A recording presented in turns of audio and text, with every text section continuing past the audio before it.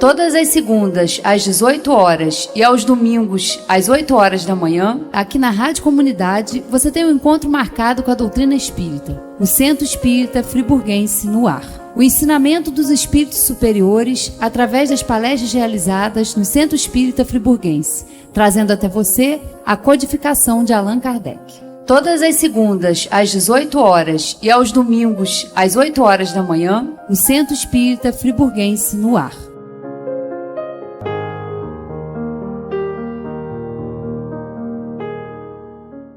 Mais uma oportunidade renovada, cá estamos nós mais uma vez, nesta casa que nos é tão querida, né? Que nós possamos aproveitar esse momento em que vamos estar juntos para ampliarmos o nosso entendimento sobre as leis de Deus à luz da doutrina espírita.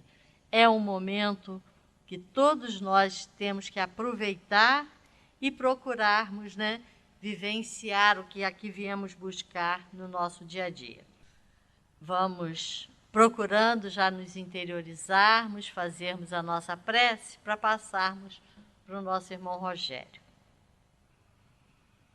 Deus, querido Pai, obrigada, Senhor, pela oportunidade que estamos tendo de aqui nos encontrarmos. Que possamos aproveitar esta 1 hora em que vamos estar juntos, procurando ampliar o nosso entendimento e os nossos sentimentos enquanto nessa escola que é a Terra. Obrigada, Senhor. Fique conosco. Graças a Deus e que assim seja. E com vocês, o nosso irmão Rogério, que vai falar sobre a parábola do filho pródigo. Com ele a palavra.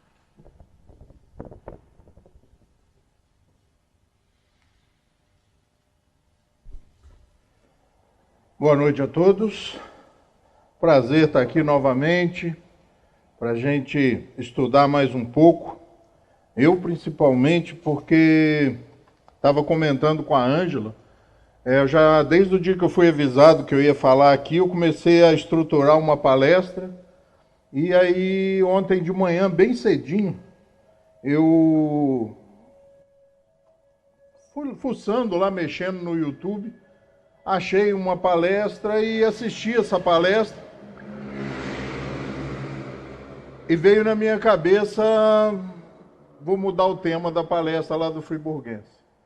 E aí ontem a gente abandonou, né, a palestra que está na minha página de serviço aqui, na tela de serviço, e a gente montou uma outra estrutura em cima dessa parábola do filho pródigo, que eu já falei inúmeras vezes em outras casas, eu acho que até aqui mesmo, né? E uma das frases que eu ouvi nessa palestra era essa aí, ó. Quando a história se repete, preste atenção a uma lição que você precisa aprender, que talvez você ignorou na primeira vez. E esta parábola, né, ela é considerada a parábola mais conhecida, a mais divulgada, a mais estudada de Jesus, embora ela tenha uma característica muito interessante. Ela é relatada somente por um dos evangelistas, somente Lucas registra essa parábola. E ela é uma parábola realmente, não é uma passagem do evangelho, é uma parábola que Jesus conta num momento muito específico. Ela é a terceira parábola de uma trilogia sobre redenção. Ela é a última dessa trilogia. A primeira é a moeda perdida, né? A segunda, a ovelha perdida, e a terceira parábola, o filho pródigo. A gente já comentou várias vezes sobre essa parábola. Magui, outro dia, né, comentou sobre essa parábola. A Sueli, fazendo uma palestra aqui sobre algum assunto que eu não me lembro qual, também mencionou essa parábola, porque ela fala exatamente disso, de redenção, daquela capacidade que nós temos de sair de um estado onde nos encontramos não muito bom e superar aquele estado. Superar aquele estado para um estado melhor. Eu conheço a parábola, acho que todos vocês conhecem a parábola, mas alguns textos é melhor que a gente leia no original. E eu busquei e achei ali uma tradução muito interessante que eu até não conhecia e trouxe para compartilhar com vocês antes que a gente comece a falar mais especificamente e nos aprofundarmos nessa parábola. Peço desculpa pela leitura, mas eu acho que é melhor do que perdermos a preciosidade, a pureza dessa história. Então ele diz assim, Lucas, né? E disse, um certo homem tinha 2 filhos, e o mais moço deles disse ao pai, Pai, dá-me a parte da fazenda que me pertence. E ele repartiu por eles a fazenda. E, poucos dias depois, o filho mais novo, ajuntando tudo, partiu para uma terra longínqua e ali desperdiçou a sua fazenda, vivendo dissolutamente. E, havendo ele gasto tudo, houve naquela terra uma grande fome e começou a padecer necessidades. E chegou-se a um dos cidadãos daquela terra, o qual o mandou para os seus campos a apacentar porcos. E desejava encher o seu estômago com as bolotas ou alfarrobas que os porcos comiam, e ninguém lhe dava nada. E caindo em si, disse, quantos trabalhadores de meu pai têm abundância de pão, e eu aqui pereço de fome. Levantar-me-ei e irei ter com meu pai, e pedir-lhe-ei, Pai, pequei contra o céu e perante ti, já não sou digno de ser chamado seu filho. Faze-me um dos seus trabalhadores. E levantando-se, foi para seu pai. E quando ainda estava longe, viu o seu pai. E se moveu de íntima compaixão, e correndo lançou-se-lhe ao pescoço e o beijou. E o filho lhe disse, Pai, pequei contra o céu e perante ti, e já não sou digno de ser chamado teu filho. Mas o pai disse aos seus servos, trazei depressa a melhor roupa, e vesti-lhe, e ponde-lhe um anel na mão e sandálias nos pés. E trazei o bezerro cevado e matai-o. E comamos e alegramo-nos, porque este meu filho estava morto e reviveu. Tinha-se perdido e foi achado. E começaram a alegrar-se. E o filho mais velho estava no campo. E quando veio e chegou perto da casa, ouviu a música e as danças. E chamando um dos servos, perguntou-lhe que era aquilo. E ele lhe disse, veio teu irmão, e teu pai matou o bezerro cevado, porque o recebeu são e salvo. Mas ele se indignou e não queria entrar. E saindo o pai, instava com ele. Mas, respondendo ele, disse ao pai, eis que te sirvo há tantos anos, sem nunca transgredir o teu mandamento, e nunca me deste um cabrito para alegrar-me com os meus amigos. Vindo, porém, este teu filho, que desperdiçou a sua fazenda com as meretrizes, mataste-lhe o bezerro cevado. E ele lhe disse, filho, tu sempre estás comigo, e todas as minhas coisas são tuas. Mas era justo alegrarmos-nos e regozijarmos-nos, porque este teu irmão estava morto e reviveu, tinha-se perdido e foi achado. Eu li até mais devagar, né? Porque ela pode parecer mais uma parábola, mas ela é muito atual, gente. Ela é muito atual. E todas as vezes que eu leio, todas as vezes que eu paro para estudar essa palestra, eu penso nisso aí. Que talvez da primeira, da segunda, da 10ª, da 20ª vez que eu a lia e busquei os seus significados e as suas intenções, eu não tenha aproveitado da melhor forma possível. Porque algumas histórias e algumas situações faz com que nós, e necessita que nós nos dediquemos de forma mais especial. Não é à toa que ela é a parábola mais estudada, mais contada, mais trabalhada em todos os segmentos religiosos. Ela diz respeito a cada um de nós. Ela começa contando a história de dois filhos, mas quem se arvora, quem se toma de coragem e destemimento é o mais jovem. Porque é sempre assim. O jovem gosta da aventura. O jovem gosta do fio da navalha. O outro, mesmo tendo a fazenda dividida, permanece do lado do pai. Mas o jovem, além da coragem de pedir a divisão da herança, reúne esse valor e vai. E que sempre quando nós pensamos no jovem, né, a gente tem que fazer uma pausa. Porque nós fomos jovens, né? Acho que aqui, né, nós fomos jovens, tem aqui talvez 2 ali mais jovens, mas nós fomos jovens, e nós sabemos como nós às vezes apreciamos a aventura, né? Nós gostamos da aventura. Nós às vezes nos arriscamos até desnecessariamente para suprir talvez uma necessidade daquele momento das nossas vidas, de autoafirmação, onde nós precisamos realmente tomar consciência e tomar pé daquilo que somos capazes e até onde somos capazes de chegar. O jovem toma sua fortuna, resolve viver perigosamente, vai, e a parábola diz, viveu dissolutamente, despreocupadamente, desavisadamente, irresponsavelmente durante um certo tempo. E nós percebemos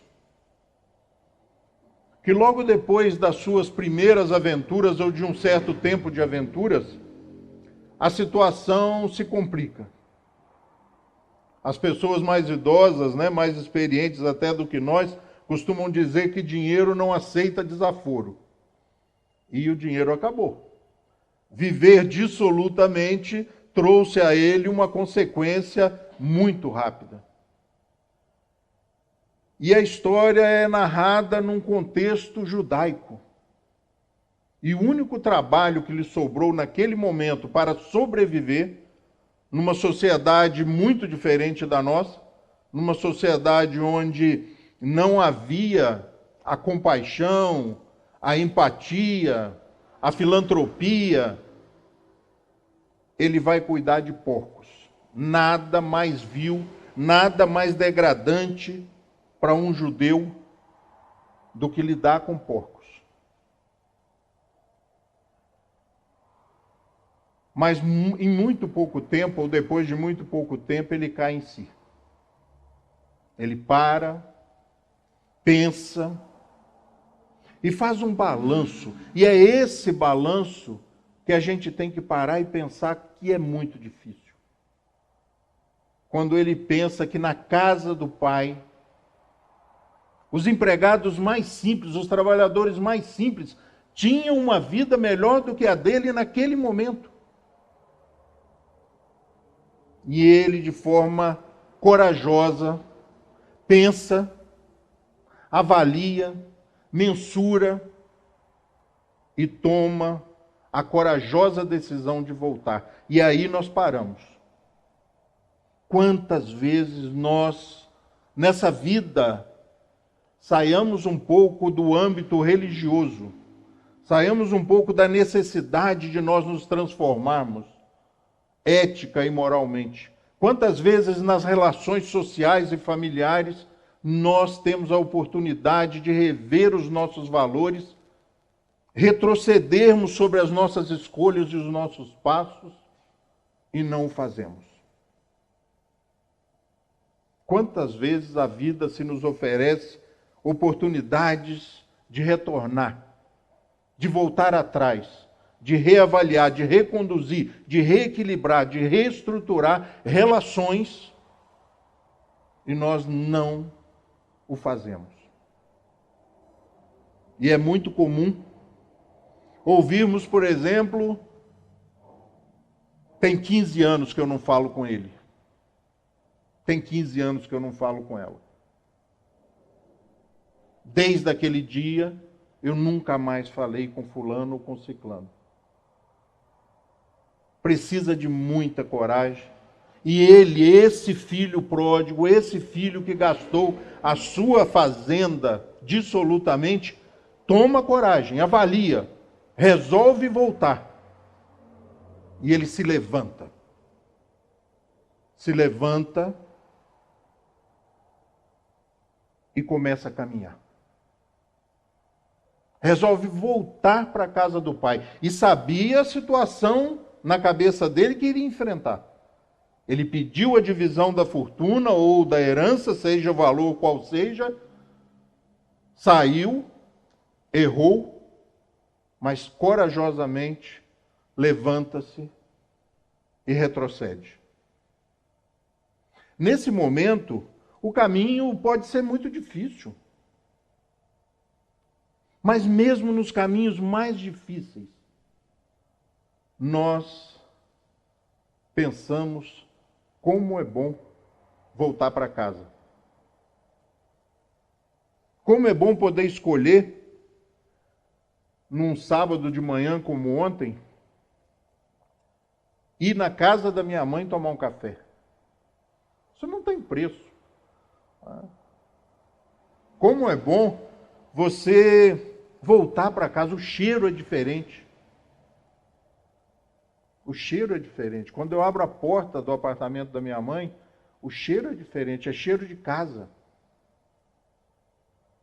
É aquele sentimento de que em qualquer situação, em qualquer circunstância, eu serei bem-vindo. E é esse sentimento que toma o filho pródigo. Ele sabe o que lhe espera. Ele sabe que o pai está lá.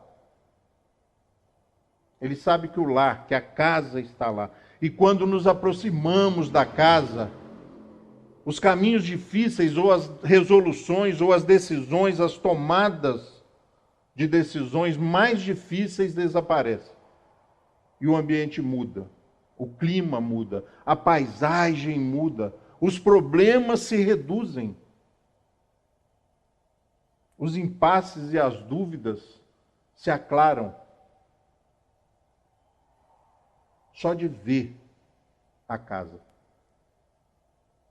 Aqueles que moram em cidades estranhas, então diferentes ou longínquas, eu tenho um irmão que mora em Maceió uma vida inteira. E ele promete a cada telefonema que vem. E ele não vem.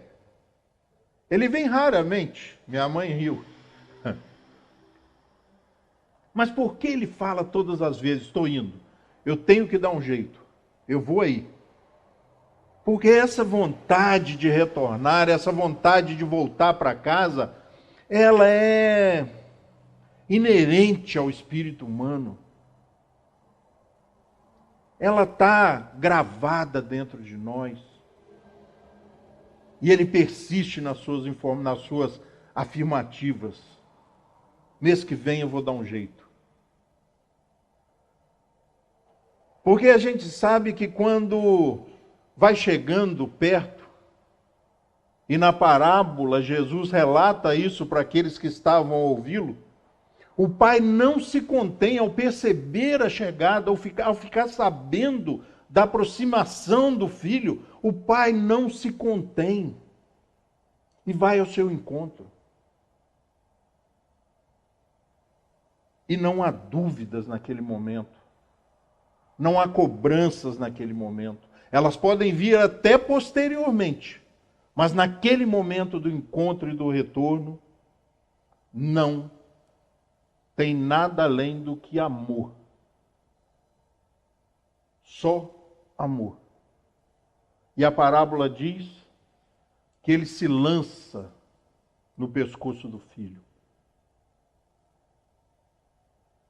Sem restrições, sem pensamentos, nada. Naquele momento, age quase sob instinto. E sob instinto,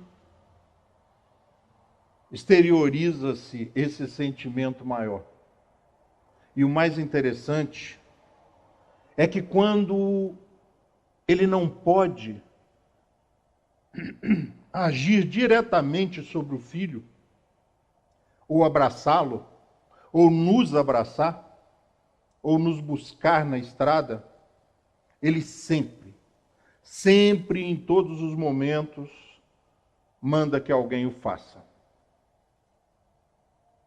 E podem perceber que naqueles momentos mais difíceis, quando você acredita que está só e que não tem solução, alguém aparece. Alguém aparece, coincidentemente, fala normalmente aquilo que você precisa ouvir, ou lhe faz uma simples pergunta. O que está acontecendo? Estou sentindo você diferente? Estamos todos irmanados nesse processo e saímos todos da mesma casa. E vejam e percebam que até agora nós falamos somente daquele que teve coragem de sair, que se equivocou, mas corajosamente retornou. E tem a oportunidade novamente de estar ao lado do Pai. Agora é festa. Agora é comemorar a volta do filho. Agora não tem espaço para mais nada. Porque o Pai, de forma integral, de forma incondicional, protege. E nós vemos o reflexo da sua proteção e da sua ação nas coisas mais comezinhas, nas ações mais simples do dia a dia. Nós fazemos qualquer coisa pelos nossos filhos. Qualquer coisa. Mesmo que solucionado o impasse e o problema daquele momento, nós o convidemos para uma conversa séria, mas no momento da dificuldade, nós só temos o abraço. E essa ação divina se reflete nas nossas vidas. Porque quando nós achamos que estamos desguarnecidos, ou desprovidos de qualquer proteção, algo maravilhoso acontece. Algo divino acontece nas nossas vidas. E é muito interessante nós cultivarmos em nós esse feeling, essa sensibilidade, essa capacidade de perceber que sem a ação divina, algo mais sério aconteceria ou mais dramático aconteceria. E ele diz para o outro irmão que se revolta. E é aí que eu queria chegar. Viu, Magui?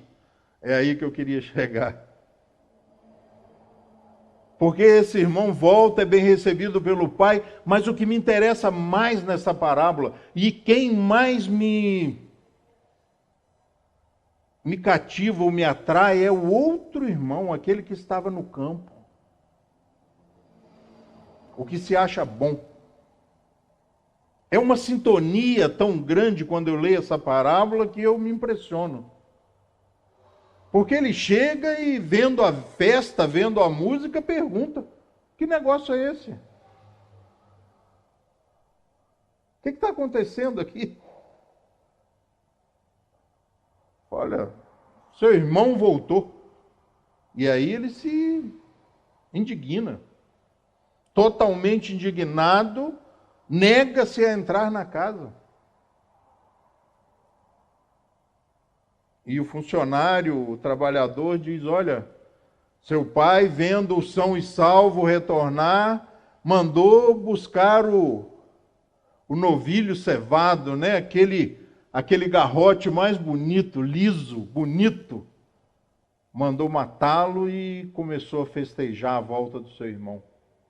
O pai é avisado da insistência do outro filho, ou da revolta do outro filho e a negativa de entrar na casa e comemorar junto, e o pai sai e vai em busca desse filho.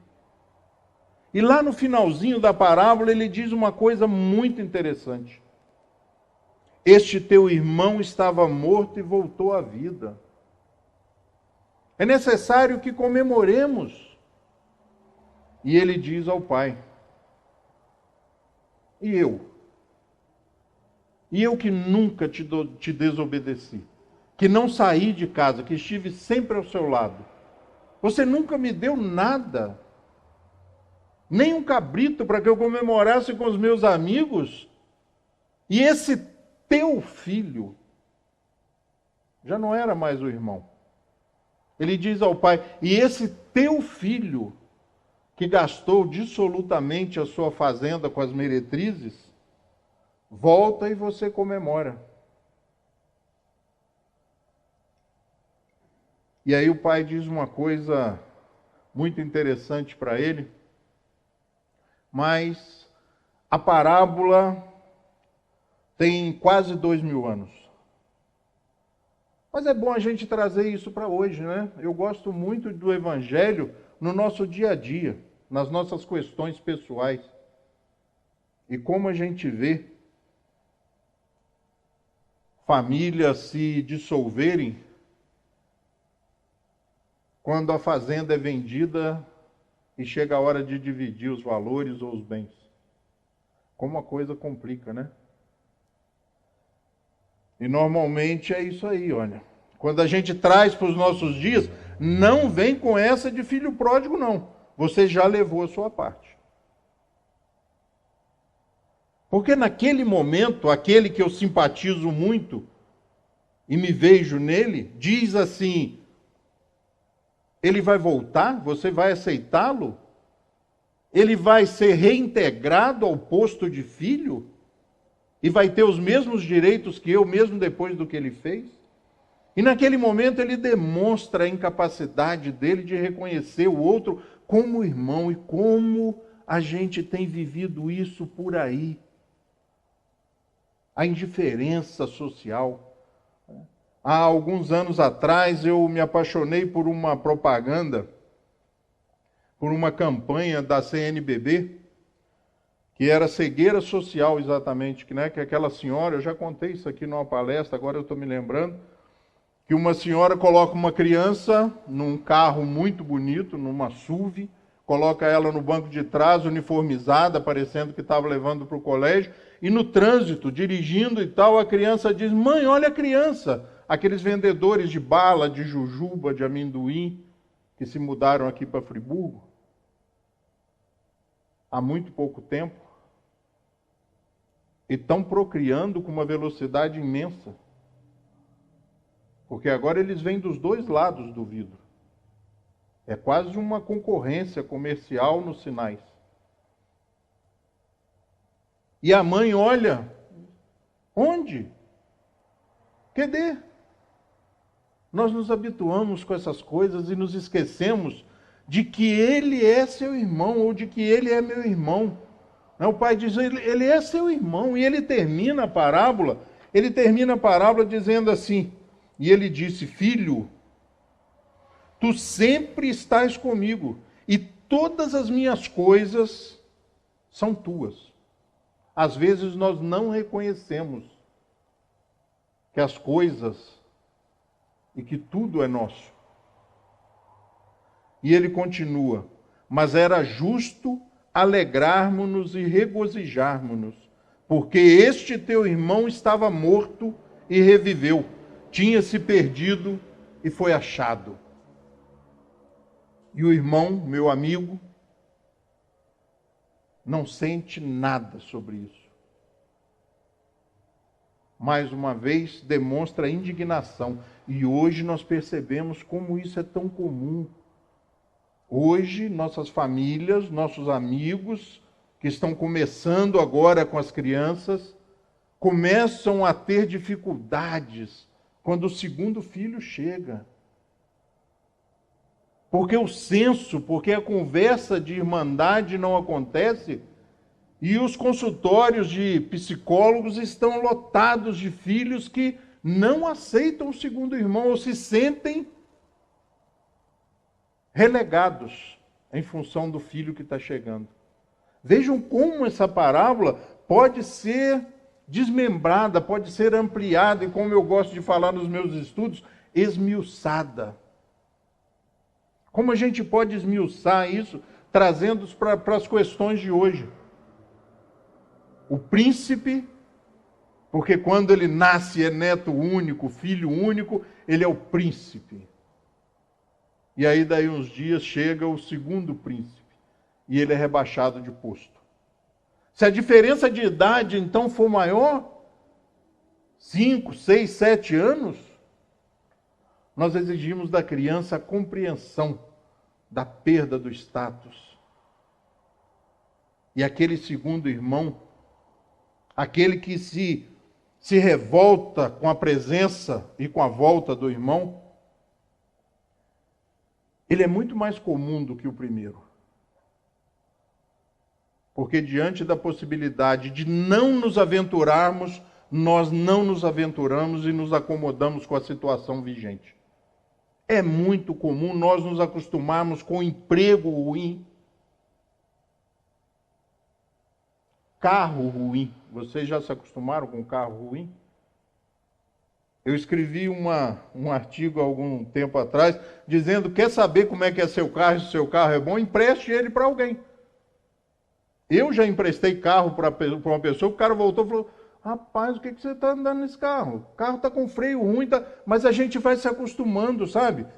O freio vai abaixando, você vai se acostumando, a direção já não está muito boa, você também vai se acostumando, a porta você tem que dar uma batidinha mais forte, você vai se acostumando e a gente quer paz, sossego. Levar no mecânico, que trabalho, nossa, a gente quer paz, sossego. E a gente acaba ficando.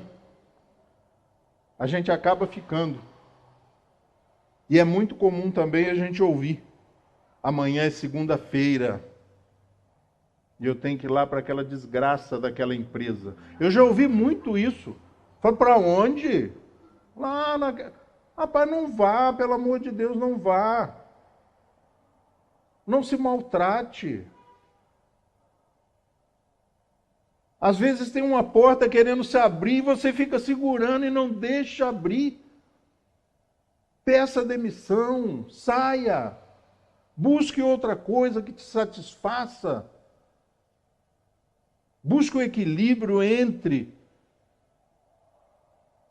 as conquistas financeiras e as conquistas pessoais, a realização pessoal, fazer aquilo que se gosta.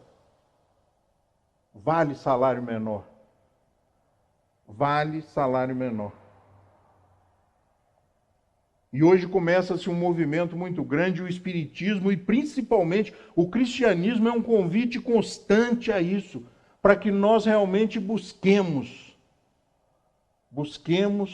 aquilo que nos traz tranquilidade, paz, mas principalmente felicidade. E a gente se acostuma a não ser feliz. E almeja, e fica pensando, meu Deus do céu, quando eu vou ser feliz? Quando você tomar a atitude. E eu vivo me dizendo isso, gente, e quando eu estou falando isso aqui, está saindo, ao invés de ir para vocês, e só está indo porque está indo pelo microfone, porque está dando uma volta e está entrando aqui. Realização pessoal, tempo, né? Administração do tempo. É muito comum hoje nós ouvirmos que estamos naquela situação porque não temos tempo. O meu trabalho é tão exigente que não me sobra tempo. Tempo é prioridade, né? A gente é que faz tempo. O dia, normalmente, para as pessoas comuns, tem 24 horas, né? Mas para quem escolhe o que fazer e para quem aprende a dizer não, começa a ter 26, 28, e você vai ficando bom nisso, e daqui uns dias o dia não se relaciona mais com o tempo. À noite, quando você para e chega em casa, você faz um pequeno balanço, um convite também do Espiritismo, é bom fazer um balanço, para que você não automatize sua vida. E vejam que eu deixei o filho pródigo de lado e agora eu estou falando do outro filho, que estava no campo trabalhando, que retorna para casa,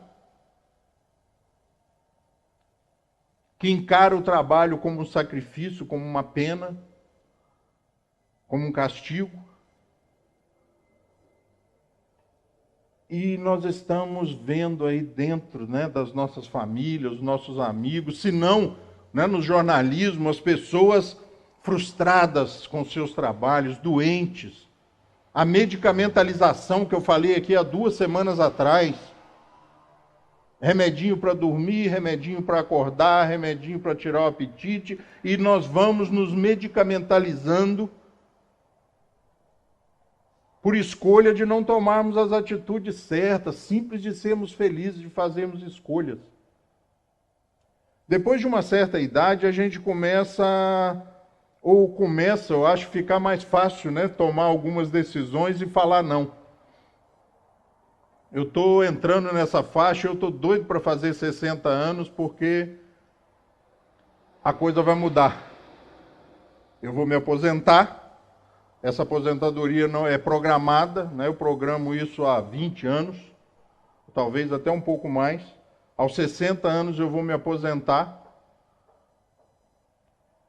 Só que os meus projetos e os meus planos para essa aposentadoria são mais cansativos ou mais comprometedores do meu tempo do que o que eu faço hoje. Mas isso também não é legal. Porque existe uma história muito interessante e rapidinho, com esse medo que nós temos de fazer e de mudar, e com as nossas escolhas postergadas, proteladas. Um amigo conta que, trabalhando numa repartição pública, na época das enciclopédias, que você comprava e montava por fascículos, né? Saía toda semana na banca de jornal um fascículo, você ia juntando, né? Depois montava, levava na gráfica, o cara construía, encadernava, vinha a capa e assim você montava a Barça, a Delta Larousse, né? E outros aí, Geographic, não sei o quê, tinha um monte de enciclopédias que você tinha oportunidade de comprar os fascículos e montar. E ele falou que essa amiga, numa repartição pública, ela comprava livros a quilo. Ela ia lá, mandava encadernar e trazia. Ele falou, mas me empresta. Eu falei, não, eu ainda não li. Não, mas então depois que você lê, me empreste. Eu vou ler quando me aposentar. Eu estou montando minha biblioteca para quando eu me aposentar. E comprava livros, Clube do Livro. Alguém aqui se lembra do Clube do Livro? É melhor a gente parar, porque senão a gente começa a falar da idade da gente, né? Clube do Livro. Livro era um troço tão caro nesse país, o pessoal diz que livro hoje é caro. Livro era um troço tão caro nesse país que você tinha que ser sócio do Clube do Livro. Está voltando à moda, né? Mas hoje os preços são bem mais a menos. E ele falou que ela recebia livro, e ele falou, mas você não leu? Não, me empresta dele. Não, senhor, porque quando eu me aposentar, e ele diz que ela morre 3 meses antes de se aposentar. Então também não é muito bom programar essas coisas. É bom viver o agora, porque muitas vezes nós programamos ou esperamos que aconteça alguma coisa. Né? Esse filho, por exemplo, ele já não está aqui, a gente pode falar. É só vocês não contarem para ninguém. Ficar aqui entre a gente. O que o movia a se manter ali naquela situação? Será que ele aguardava a ida do Pai? Para tomar posse de tudo? Não sei. Quando eu leio essa parábola, um monte de coisa vem na minha cabeça. E eu deixo o filho pródigo, o corajoso, o jovem para lá, e penso nas situações que eu acabo me acostumando. Aquela vida rotineira, sabe? Aquela coisa gostosa, segura, né? Acordar às 6 da manhã, gravar o estudo, publicar o estudo, tomar um café, subir, tomar um banho, trocar de roupa, entrar no carro, ir para o abrigo, voltar do abrigo. E você, quando se desperta diante de uma parábola dessa, você fala assim, eu virei uma galinha. Porque eu acordo na mesma hora, como as mesmas coisas, durmo na mesma hora. E é isso exatamente que o Cristo, nessa proposta dele, faz com que nós não entremos nessa. O cristianismo é exatamente isso. Um convite à inabitualidade. Seja inabitual. Seja inabitual. Faça aquilo que os outros não têm coragem de fazer. Não seja o homem no espelho. Uma outra história interessante é que nos anos 70 lá, né? Um amigo nosso vai para São Paulo, morava no interior, vai para São Paulo.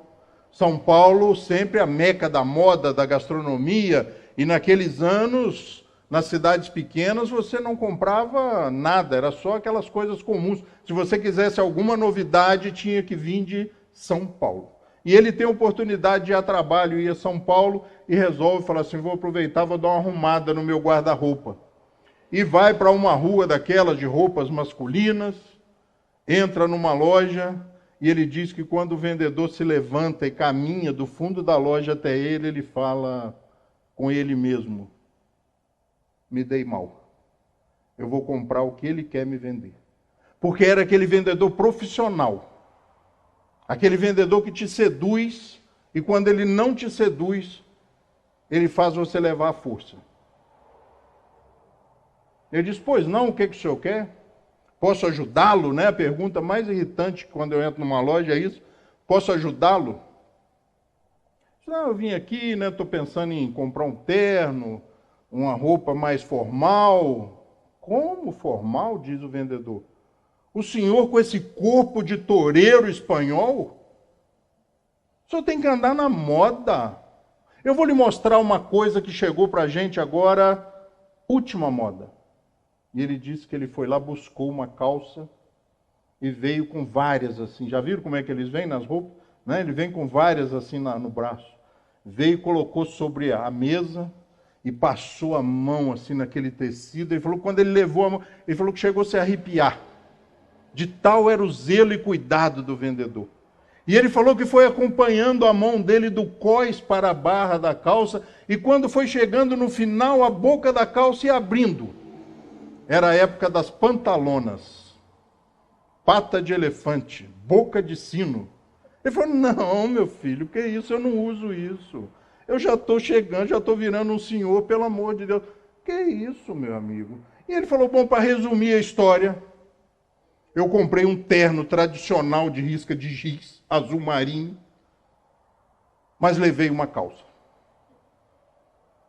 Cheguei no hotel, banho, tal, de noite, eu tinha que ir na Federação Espírita de São Paulo fazer uma palestra. E eu coloquei o terno e a outra opção e a calça lá. Vesti uma, vesti a outra, me achei ridículo, vesti o terno de novo, mas corajosamente, e como a voz do vendedor ressoava ainda na minha cabeça, que eu tinha que andar na moda, coloquei a calça e corajosamente fui. Cheguei na Federação Espírita Brasileira andando com as pernas juntas na intenção de que não chamasse muita atenção aquele excesso de panos. Fui entrando, meio desconfiado, meio sem graça, até que o diretor, um dos diretores, me viu, levantou-se da mesa e veio em minha direção, e olha o tamanho da boca da calça dele. Fiquei tranquilo. É o homem no espelho. Vocês já viram programas de moda, gente? Minha esposa adora ver programas de moda e as coach, né? As personal style. Gente, elas mostram cada coisa. Fazem jogo, você não vai usar isso. Não, mas está na moda. Sim, mas... Ou seja, nós gostamos daquilo que todo mundo espera de nós. Chegamos a comprar a calça ridícula ou a camisa ridícula para nos sentirmos bem recebidos, nos sentirmos enturmados, agregados, reflexos talvez do nosso passado, né? Quando nós vivíamos em tribos, em grupos, em etnias mais isoladas.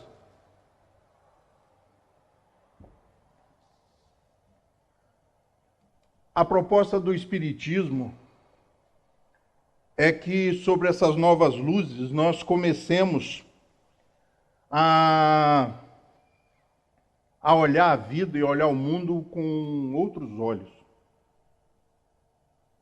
E a partir do momento que isso acontece, você começa a levar e consegue levar essa visão para fora da casa espírita, porque o mais difícil do Espiritismo não é aprender Espiritismo.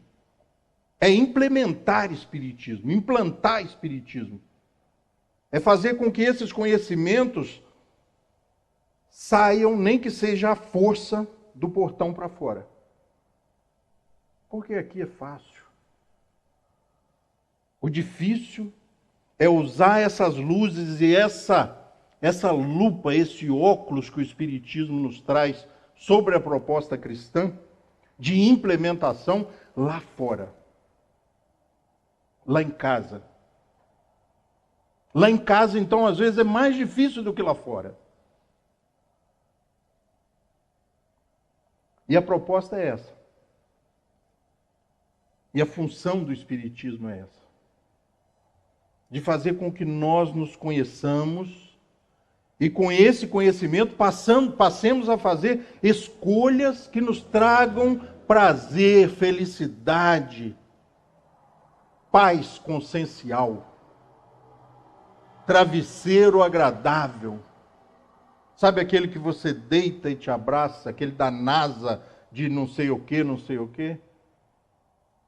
Porque quando não existe paz consciencial, quando não existe prazer naquilo que nós realizamos, pode ser o melhor travesseiro do mundo, o melhor colchão do mundo, que a cama espeta. A cama espeta.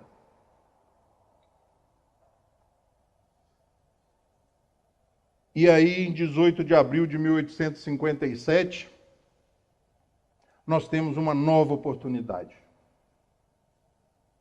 de ouvir de novo a história.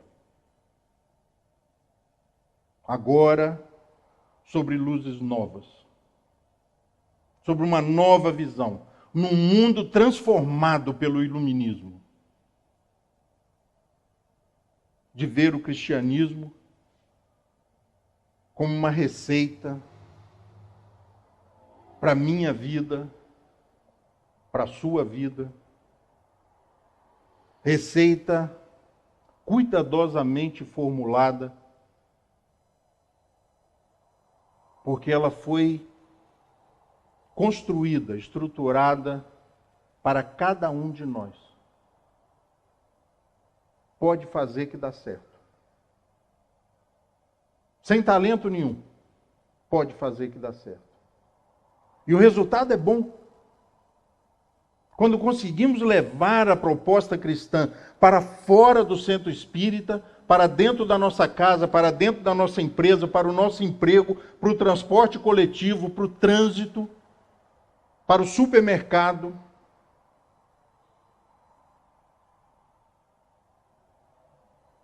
nós começamos a ver as coisas de forma diferente. Eu brinco, né? E nós estamos chegando ao final da nossa conversa. Eu brinco que eu levei 50 anos, talvez uns 45 anos, para dizer: eu detesto praia. Detesto praia. E as pessoas: que isso? O mar me traz uma tranquilidade, me traz um tédio danado. Mas o mar, quando eu tomo um banho de mar, eu fico salgado, colando e todo ruim. E se eu não tomar banho rápido, eu fico todo assado. Mas você não gosta de sentar na frente do mar e ficar olhando por 5 minutos? Porque começa... Tchá, tchá. No quinto tchá, eu falo assim, gente, não dá. Mas sou eu. Mas durante uns 30 anos, gente, eu juntei dinheiro para ir na praia no final do ano. E aí, por isso que eu brinquei com a Ângela aqui. O tempo e a idade vai fazendo com que a gente comece a tomar umas coragens de se desenquadrar. De não usar mais aquele sapato que machuca. Jogar aquela praga fora. Porque se machuca seu pé, não adianta doar, mandar lá para o abrigo. Porque vai machucar o pé do outro. E eu resolvi. Último teste. Meu filho passa para a Universidade Federal e numa cidade de praia, a gente aluga uma casa na praia. E nós tivemos uma casa na praia 5 anos. Nos primeiros 2 meses eu fui lá talvez uns 3 finais de semana. E depois a coisa foi diminuindo. E nos últimos 2 anos eu não coloquei o pé naquela praga daquela cidade. No dia que ele terminou a faculdade, que tinha que devolver a casa, o dono me liga e me faz uma proposta. Ela vale tanto, eu te vendo por tanto. Eu falei, nem se você vender por tanto. Não, aí não. Eu falei, pois é, então já para acabar a conversa, nem se você fizer por tanto, eu não compro.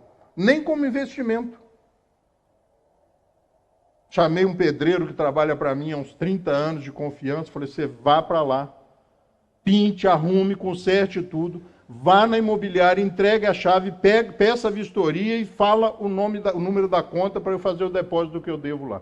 Eu não fui lá nem para entregar a chave. Porque agora eu tenho coragem de falar, eu não gosto de praia. Só que eu fui lá 30 anos. Eu conheço o Nordeste todo, gente. Todo. Fui pegando assim, ó. Ficou João Pessoa de fora. O resto eu fui conhecendo, a cidade do Nordeste, as praias maravilhosas. Mas o mais gostoso mesmo era quando eu chegava no hotel no final da tarde, com ar-condicionado no topo mesmo, bem ligado, uma ducha gostosa, uma música boa, um bom jantar. Mas no outro dia de manhã tinha que ir para a praia. Porque todo mundo ia para a praia, seu Luiz. Como é que eu não ia para a praia? A proposta do cristianismo e a proposta de Jesus é que nós nos conheçamos e tenhamos coragem de sermos quem somos. De fazer aquilo que é inabitual. E quando a gente age de forma inabitual, é lógico que essa inabitualidade é positiva, a qual eu estou me referindo, as pessoas se assustam. As pessoas se assustam. Coisas vão perdendo valores, gente. A vida vai passando e as coisas vão perdendo valores. Só que eu estou ouvindo isso há 30 anos dentro do movimento espírita, estudando espiritismo. E agora, de uns tempos para cá, eu descobri que carro é tudo igual. É lógico que existem diferenças, né? Eu estou falando assim que, para a finalidade primordial e princípio de nos levar, é a mesma coisa. Sabe, às vezes a gente compra o miserável, coloca na garagem, você já viu 5 dias depois o que acontece?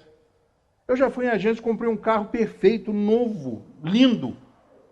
Uns 5, 6 dias depois você começa a olhar, ué, não tinha esse arranhãozinho aqui não. Você começa a perceber os defeitos e 10 dias depois, ele tem a mesma cara daquele outro que você deu de entrada, que trocou. É a mesma coisa. É a mesma coisa.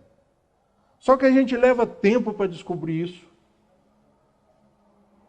E finalmente a gente pensa que eu já assisti tantas palestras, já vi tanta coisa, já estudei tanto, e a gente não acorda para o único compromisso que nós deveríamos ter com nós mesmos: sermos felizes.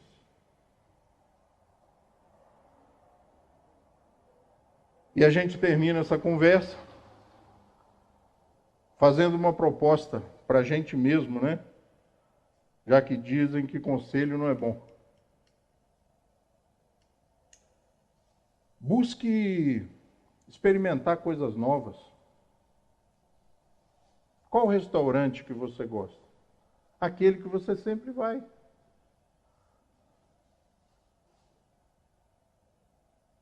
A praia que você talvez goste, você sempre vai para aquela mesma. E esse é um sintoma de segurança que a gente busca. A rotina é o maior gigante da alma humana. E ela faz com que nós, mesmo estudando o Espiritismo, não implementemos essa maravilha que nos fascina às vezes nas nossas próprias vidas. Nós até receitamos para as outras pessoas. Vá lá no centro, vá lá no centro. Vá lá no centro, assista uma palestra, você vai melhorar. Poxa, você vai ver como é que você sai muito melhor depois do passe. Vai lá. E aí você não vem no centro no domingo que vem, alguém te encontra, ou aquela mesma pessoa que veio e se sentiu melhor. Falou, Rogério, por que você não foi no centro domingo? Eu não estava bem, não estava com cabeça para ir no centro. Ou seja, a gente receita e não usa para a gente mesmo. Uma boa noite para vocês, que Jesus nos abençoe e nos ampare. Fica aí a parábola do filho pródigo, que a gente começa pela parábola e acaba falando de nós mesmos. Né? Cada um se enquadra num dos dois filhos aí. Mas eu, particularmente, me enquadro naquele que volta raivoso da lavoura, querendo a total atenção do Pai. Por enquanto. Espero que a vida me ensine que somos realmente todos irmãos. Uma boa noite para vocês.